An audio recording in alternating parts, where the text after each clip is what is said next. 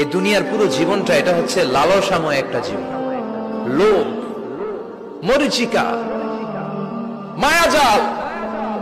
এই মায়াজালে আমরা আটকে আছি, ফলে মৃত্যুর কথা আমরা ভুলে গিয়েছি।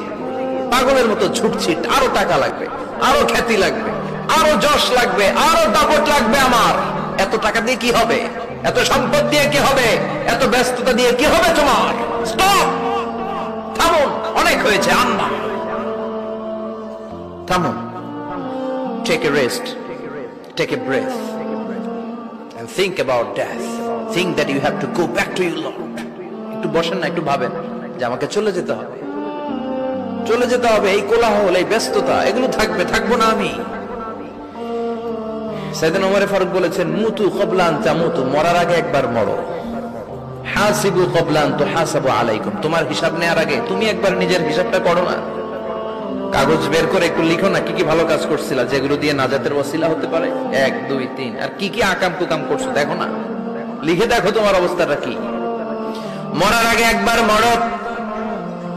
মরার আগে খাটের মধ্যে শুয়ে শটান করে চোখ বন্ধ করে একবার মরার ভান করে দেখেন কেমন লাগে।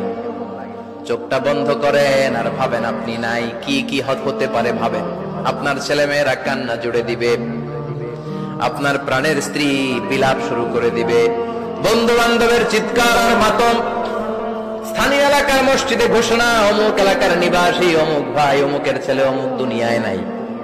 সব আত্মীয়রা চলে আসবে, ফেসবুকে স্ট্যাটাস দেয়া হবে, সবাই সবাইকে জানাবে বিকাল 4টায় অমুক হাই স্কুল ময়দানে আপনার জানাজা।